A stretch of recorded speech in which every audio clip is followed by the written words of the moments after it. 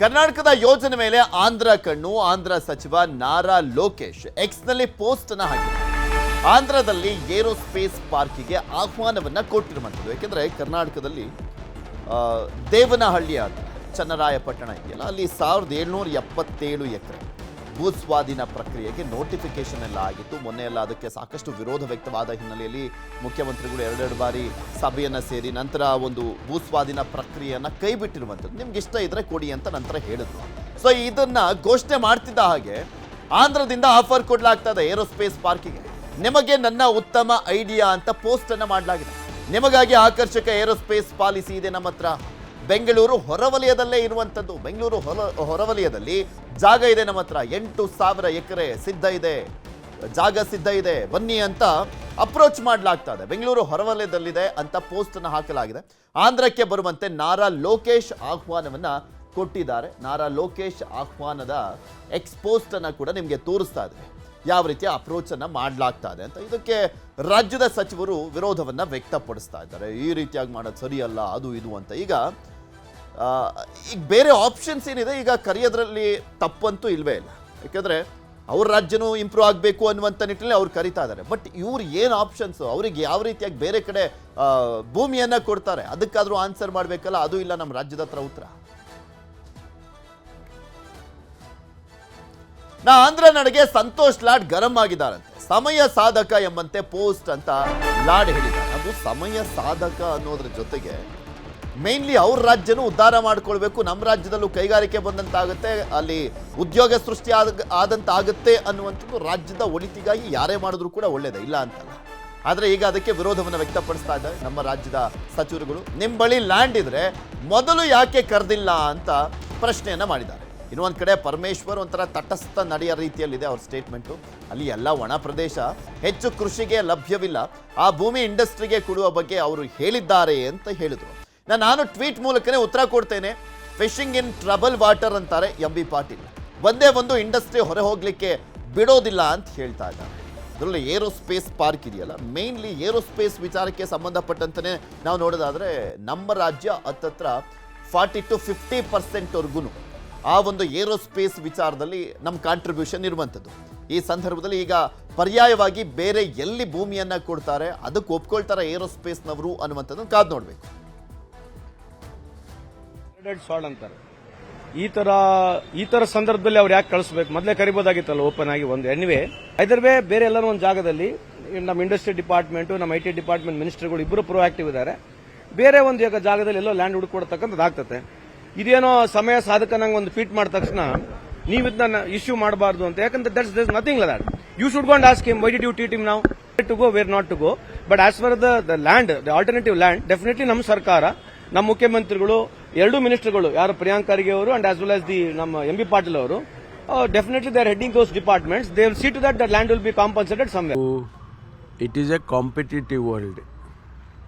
ಪಕ್ಕದಲ್ಲಿ ಹೊಸೂರು ಇದೆ, ಆ ಭಾಗದಲ್ಲಿ ಹಿಂದೂಪುರ ಇದೆ. ಇವೆಲ್ಲ ನಮಗೆ ಹತ್ತಿರ ಇರೋ. ಹಿಂದೂಪುರ ಬೆಂಗಳೂರು ಅಂತಾರಾಷ್ಟ್ರೀಯ ವಿಮಾನ ನಿಲ್ದಾಣಕ್ಕೆ ಹತ್ತಿರ ಇದೆ. ಸ್ವಾಭಾವಿಕವಾಗಿ ಅಲ್ಲಿ ಇಂಡಸ್ಟ್ರಿಗಳನ್ನು ಪ್ರಾರಂಭ ಮಾಡಿದರೆ ಇಂಟರ್ನ್ಯಾಷನಲ್ ಏರ್ಪೋರ್ಟನ್ನು ಅವರು ಉಪಯೋಗಿಸ್ಕೊಳ್ತಾರೆ. ಆ ಕಾರಣಕ್ಕೆ ಅವರು ಕಿಯಾ ಮೋಟರ್ಸ್ ಬಂದು ಅಲ್ಲಿ ಎಸ್ಟಾಬ್ಲಿಷ್ ಆಗಿದ್ದು, ಅಲ್ಲಿ ಅವರು ಇಂಡಸ್ಟ್ರಿನ ಆ ರಾಜ್ಯದಲ್ಲಿ ಮಾಡ್ತಾ ಇದ್ದಾರೆ. ಅದೇ ಪ್ರಕಾರ ಈಗ ಇಲ್ಲಿ ಹೊಸೂರಿನಲ್ಲೂ ಕೂಡ ಅದೇ ಆಗಿ ಇಂಟರ್ನ್ಯಾಷನಲ್ ಏರ್ಪೋರ್ಟೇ ಮಾಡಬೇಕು ಅಂತ ಅವರು ಪ್ರಸ್ತಾವನೆಯನ್ನು ಕೇಂದ್ರ ಸರ್ಕಾರಕ್ಕೆ ಕಳಿಸಿದ್ದಾರೆ. ಹಾಗಾಗಿ ನಮ್ಮಲ್ಲಿ ಯಾವಾಗ ಈ ರೈತರು ಜಮೀನು ಕೊಡೋದಕ್ಕೆ ಆಗೋದಿಲ್ಲ ಅಂತ ಹೇಳಿ ಈಗಾಗಲೇ ಸುಮಾರು 2-3 ವರ್ಷದಿಂದ ನಡೀತಾ ಇತ್ತು. ನಿನ್ನೆ ದಿವಸ ಮಾನ್ಯ ಮುಖ್ಯಮಂತ್ರಿಗಳು ಅದನ್ನು ಡ್ರಾಪ್ ಮಾಡಿದ್ದಾರೆ. 1777 ಎಕರೆಯನ್ನು ನಾವು ಡ್ರಾಪ್ ಮಾಡ್ತೀವಿ ಅಂತೇಳಿ ನಿನ್ನೆ ರೈತರ ಪರವಾಗಿ ಒಂದು ತೀರ್ಮಾನ ಕೊಟ್ಟಿದ್ದಾರೆ. ಹಾಗಾಗಿ ಪಕ್ಕದಲ್ಲಿ ರಾಜ್ಯದವರು ಬನ್ನಿ ನಮ್ಮ ಕಡೆ ಜಾಗ ಕೊಡ್ತೀವಿ ಅಂತ. ಅವ್ರದ್ದೆಲ್ಲ ಒಂದು ರೀತಿಯಲ್ಲಿ ಒಣ ಪ್ರದೇಶ. ನೀವು ಹಿಂದೂಪುರ ಆ ಕಡೆ ಹೋಗಿ ನೋಡಿದ್ರೆ ಒಣ ಪ್ರದೇಶ, ಹೆಚ್ಚು ಕೃಷಿಗೆ ಲಭ್ಯ ಇರತಕ್ಕಂಥದ್ದಲ್ಲ. ಹಾಗಾಗಿ ಆ ಭೂಮಿಯನ್ನು ಅವರು ಇಂಡಸ್ಟ್ರಿ ಮಾಡೋದಕ್ಕೆ ಕೊಡ್ಬೋದು ಅಂತ ಹೇಳಿದ್ದಾರೆ. ಬಗ್ಗೆ ಇನ್ನಷ್ಟು ಮಾಹಿತಿಯನ್ನು ಕೊಡ್ತಾ ಹೋಗ್ತಾರೆ ನಮ್ಮ ಪ್ರತಿನಿಧಿ ಹೆಬ್ಬಾಕ ತಿಮ್ಮೇಗೌಡರು ನಮ್ಮ ಜೊತೆ ನೇರ ಸಂಪರ್ಕದಲ್ಲಿ ಜಾಯ್ನ್ ಆಗಿದ್ದಾರೆ. ತಿಮ್ಮೇಗೌಡ್ರೆ, 1777 ಎಕರೆ ಭೂಸ್ವಾಧೀನ ಪ್ರಕ್ರಿಯೆಯನ್ನು ಕೈಬಿಟ್ಟಂತ ಹಿನ್ನೆಲೆಯಲ್ಲಿ ಆಂಧ್ರ ಪ್ರದೇಶ ಸಹಜವಾಗಿ ಅದನ್ನು ಅಪ್ರೋಚ್ ಮಾಡುವಂತ ಕೆಲಸವನ್ನ ಮಾಡ್ತಾ ಇದ್ದಾರೆ. ಅದಕ್ಕೆ ಸಚಿವರುಗಳು ವಿರೋಧವನ್ನ ವ್ಯಕ್ತಪಡಿಸ್ತಾ ಇದ್ದಾರೆ. ಅದೇನಾದ್ರೂ ಇರಲಿ, ಪಾರ್ಟ್ ಆಫ್ ಪೊಲಿಟಿಕ್ಸ್. ಆದ್ರೆ ಈಗ ಈ ಪರ್ಯಾಯ ಜಾಗವನ್ನ ಹುಡುಕುವಂತ ನಿಟ್ಟಿನಲ್ಲಿ ರಾಜ್ಯ ಸರ್ಕಾರ ಯಾವ ರೀತಿಯಾಗಿ ಮುಂದಾಗಿದೆ ಅಂತ, ಬಿಕಾಸ್ ಈ ಒಂದು ಪ್ರಕ್ರಿಯೆಯನ್ನೇನೋ ಬಿಟ್ಬಿಟ್ರು. ಈಗ ಏರೋಸ್ಪೇಸ್ ಪಾರ್ಕ್ ಮಾಡುವಂತ ನಿಟ್ಟಿನಲ್ಲಿ ಬೇರೆ ಕಡೆ ಏನಾದರೂ ಹುಡುಕುವಂತ ಪ್ರಯತ್ನ ಮಾಡ್ತಾ ಇದೆಯಾ? ಸಹಜವಾಗಿ ಅದನ್ನ ನಮ್ಮ ರಾಜ್ಯವನ್ನ ಕೂಡ ಉದ್ಧಾರ ಮಾಡ್ಕೊಳ್ಬೇಕು ಅನ್ನುವಂತ ನಿಟ್ಟಿನಲ್ಲಿ ಆಂಧ್ರದವರ ಪ್ರಯತ್ನ ತಪ್ಪಲ್ಲ. ಖಂಡಿತವಾಗಿ ಪೃಥ್ವಿರಾಜ್, ನೋಡಿ, ಇದು ಎಲ್ಲೋ ಒಂದು ಕಡೆಗೆ ಬೃಹತ್ ಕೈಗಾರಿಕಾ ಸಚಿವ ಎಂ ಬಿ ಪಾಟೀಲ್ ಅವರಿಗೆ ಒಂದು ರೀತಿ ಪ್ರತಿಷ್ಠೆ. ಏರೋಸ್ಪೇಸ್ನಂತ ಒಂದು ಉನ್ನತ ಮಟ್ಟದ ಒಂದು ಕೈಗಾರಿಕಾ ಸಂಸ್ಥೆ ಬೇರೆ ರಾಜ್ಯಕ್ಕೆ ಹೋದ್ರೆ ಅದು ಅವರ ಒಂದು ಸಾಮರ್ಥ್ಯವನ್ನು ಪ್ರಶ್ನೆ ಮಾಡ್ದಂಗಾಗುತ್ತೆ.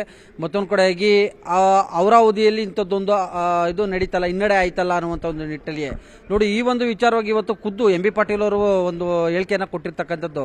ನನ್ನ ಟ್ವೀಟ್ ಕೂಡ ರೆಡಿ ಆಗ್ತಾ ಇದೆ, ನಾರಾ ಲೋಕೇಶ್ ಅವರು ಏನು ಟ್ವೀಟ್ ಮಾಡಿದ್ದಾರೆ, ನನ್ನ ಟ್ವೀಟ್ ಕೂಡ ರೆಡಿ ಆಗ್ತೈತೆ, ನಾನು ಕೂಡ ಕೌಂಟರ್ನ ಕೊಡ್ತೀನಿ. ಯಾವುದೇ ಕಾರಣಕ್ಕೂ ಕೂಡ ಏರೋಸ್ಪೇಸ್ ಸಂಸ್ಥೆ ರಾಜ್ಯವನ್ನು ಬಿಟ್ಟು ಬೇರೆ ರಾಜ್ಯಕ್ಕೆ ಹೋಗೋದಕ್ಕೆ ಬಿಡೋದಿಲ್ಲ. ನಮ್ಮಲ್ಲಿ ಅಗತ್ಯವಾದಂಥ ನೀರಾವರಿ ಸೌಲಭ್ಯ ಇದೆ, ಅಗತ್ಯವಾದಂಥ ಭೂಮಿ ಇದೆ, ನಾವು ರಾಜ್ಯದಲ್ಲೇ ಉಳಿಸ್ಕೊಡ್ತೀವಿ ಅನ್ನುವಂಥ ಒಂದು ಮಾತನ್ನು ಹೇಳಿರ್ತಕ್ಕಂಥದ್ದು.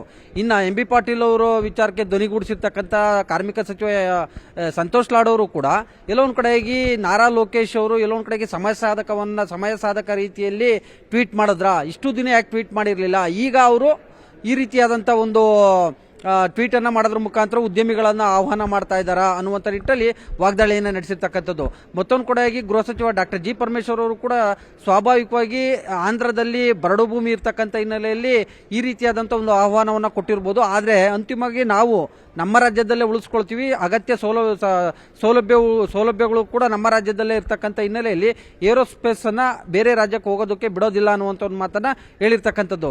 ಎಲ್ಲೋ ಒಂದು ಕಡೆಯಾಗಿ ಈ ಒಂದು ನಾರಾ ಲೋಕೇಶ್ ಅವರು ಅಂದ್ರೆ ಚಂದ್ರಬಾಬು ನಾಯ್ಡು ಅವರ ಪುತ್ರ ನಾರಾ ಲೋಕೇಶ್ ಅವರು ಮಾಡಿರ್ತಕ್ಕಂಥ ಒಂದು ಟ್ವೀಟು, ಮತ್ತೊಂದು ಕಡೆಯಾಗಿ ಇಲ್ಲಿ ರಾಜ್ಯದ ಸಚಿವರು ನಡೆಸ್ತಾ ಇರ್ತಕ್ಕಂಥ ಒಂದು ವಾಗ್ದಾಳಿ, ಎರಡೂ ರಾಜ್ಯಗಳ ನಡುವೆ ಇದೀಗ ಎರಡೂ ರಾಜ್ಯಗಳ ಒಂದು ಆರೋಪ ಪ್ರತ್ಯಾರೋಪಕ್ಕೆ ಇದೀಗ ದೇವನಹಳ್ಳಿಯ ಒಂದು ಕೈಗಾರಿಕಾ ಭೂಸ್ವಾಧೀನ ಒಂದು ವಿವಾದ ನಾಂದಿ ಆಡ್ತಾ ಅನ್ನುವಂಥದ್ದು ಇಲ್ಲಿ ಸ್ಪಷ್ಟವಾಗಿ ಈಗ ಸರ್ಕಾರ ಬೇರೆ ಪ್ರದೇಶವನ್ನ ಹುಡುಕುವಂತ ಪ್ರಯತ್ನ ಮಾಡ್ತಾ ಇದ್ಯಾ? ಇದನ್ನೇನೋ ಬಿಟ್ಬಿಟ್ರು. ಬಿಕಾಸ್ ಇದು ಮುಂದೆ ನಾನಾ ರೀತಿಯಾಗಿ ಎಫೆಕ್ಟ್ ಆಗುವಂತ ಸಾಧ್ಯತೆ ಕೂಡ ಇದೆ. ನೆಕ್ಸ್ಟ್ ಎಲ್ಲಾದ್ರೂ ರೈತರ ಭೂಮಿಯನ್ನ ವಶಪಡಿಸ್ಕೊಳ್ಬೇಕು ಅಂದ್ರೆ ಅಲ್ಲಿ ಕೂಡ ಹೋರಾಟ ಮಾಡ್ತಾರೆ. ಹಾಗಾದ್ರೆ ದೇವನಹಳ್ಳಿ ರೈತರಿಗೆ ಒಂದು ರೂಲ್ಸು, ನಮಗೆ ಒಂದು ರೂಲ್ಸ್ ಅನ್ನುವಂತ ಪ್ರಶ್ನೆಗಳು ಅರೈಸ್ ಆಗುತ್ತೆ. ಒಂಥರ ರಾಜ್ಯ ಸರ್ಕಾರ ಈಗ ಇಕ್ಕಟ್ಟಿಗೆ ಸಿಕ್ಕಾಕೊಂಡಂತೆನೂ ಕೂಡ ಆಗ್ಬಿಟ್ಟಿದೆ ಈ ನಿರ್ಧಾರದಿಂದ. ನಿನ್ನೆ ಸಿದ್ದರಾಮಯ್ಯನವರು ಒಂದು ಸೂಕ್ಷ್ಮವಾಗಿ ಒಂದು ಮಾತನ್ನ ಹೇಳಿದ್ದಾರೆ ಪೃಥ್ವಿರಾಜ್. ನೋಡಿ, ರೈತರು ವಾಲಂಟಿಯರ್ ಕೊಟ್ಟರೆ ನಾವು ವಿರೋಧ ಮಾಡೋದಿಲ್ಲ, ಸದ್ಯಕ್ಕೆ ನಾವು ಭೂಸ್ವಾಧೀನವನ್ನು ಕೈ ಬಿಟ್ಟಿದ್ದೀವಿ ಎನ್ನುವಂಥ ಮಾತನ್ನ ಹೇಳಿರ್ತಕ್ಕಂಥದ್ದು. ಆದರೆ ಅಲ್ಲಿರ್ತಕ್ಕಂಥದ್ದು ಆಮೇಲೆ ಇತ್ತೀಚೆಗೆ ಇವರು ಯಾರೋ ಕೈಗಾರಿಕಾ ಸಚಿವ ಎಂ ಬಿ ಪಾಟೀಲ್ ಅವರು ಕೂಡ ಒಂದು ಸ್ಟೇಟ್ಮೆಂಟ್ ಅನ್ನ ಕೊಟ್ಟಿದ್ರು. ಯಾವ್ಯಾವ ರಾಜಕಾರಣಿಗಳು ಅಲ್ಲಿ ಭೂಮಿಯನ್ನ ಲೀಸ್ಗೆ ಹಾಕೊಂಡಿದ್ದಾರೆ, GPA ಮಾಡ್ಕೊಂಡಿದ್ದಾರೆ, ರಿಯಲ್ ಎಸ್ಟೇಟ್ನವ್ರು ಯಾರಿದ್ದಾರೆ, ಅದೆಲ್ಲವೂ ಕೂಡ ನನ್ನ ಹತ್ರ ದಾಖಲೆಗಳಿದ್ದಾವೆ ಅನ್ನುವಂಥ ಮಾತನ್ನ ಹೇಳಿದ್ರು. ಸೊ ಹೀಗಾಗಿ ಎಲ್ಲ ಒಂದು ಕಡೆಗೆ ರಾಜ್ಯ ಸರ್ಕಾರ ಜಾಣ ನಡೆಯನ್ನು ಅನುಸರಿಸ್ತಾ ಇದೆಯಾ ಅಂತ. ಯಾಕಂತ ಹೇಳಿದ್ರೆ ಅಲ್ಲಿ ನಿಜವಾದ ರೈತರು ಭೂಮಿಯನ್ನ ಕೊಡೋದಕ್ಕಾಗ್ಲಿ ಅಥವಾ ಉಳಿಸ್ಕೊಳ್ಳೋದಕ್ಕಾಗ್ಲಿ ವಿರೋಧ ಇಲ್ಲ. ಅಲ್ಲಿರ್ತಕ್ಕಂಥದ್ದು ರಿಯಲ್ ಎಸ್ಟೇಟ್ ಉದ್ಯಮಿಗಳ ಒಂದು ಕೈವಾಡ ಮತ್ತು ರಾಜಕಾರಣಿಗಳ ಕೈವಾಡ ಅನ್ನುವಂಥದ್ದು. ಸೊ ಹೀಗಾಗಿ ಎಲ್ಲ ಒಂದು ಕಡೆಗೆ ರೈತರು ಮನವೊಲಿಕೆ ಆಗಿ ಭೂಮಿಯನ್ನು ಬಿಟ್ಕೊಡ್ಬೋದು ಅನ್ನುವಂಥ ಒಂದು ನಿರೀಕ್ಷೆಯಲ್ಲಿ ಸಹಜವಾಗಿ ರಾಜ್ಯ ಸರ್ಕಾರ ಇದೆ. ಮುಖ್ಯಮಂತ್ರಿ ಸಿದ್ದರಾಮಯ್ಯ ಮತ್ತು ಕೈಗಾರಿಕಾ ಸಚಿವ ಎಂ ಬಿ ಪಾಟೀಲ್ ಅವರು ಕೂಡ ಇರ್ತಕ್ಕಂಥದ್ದು.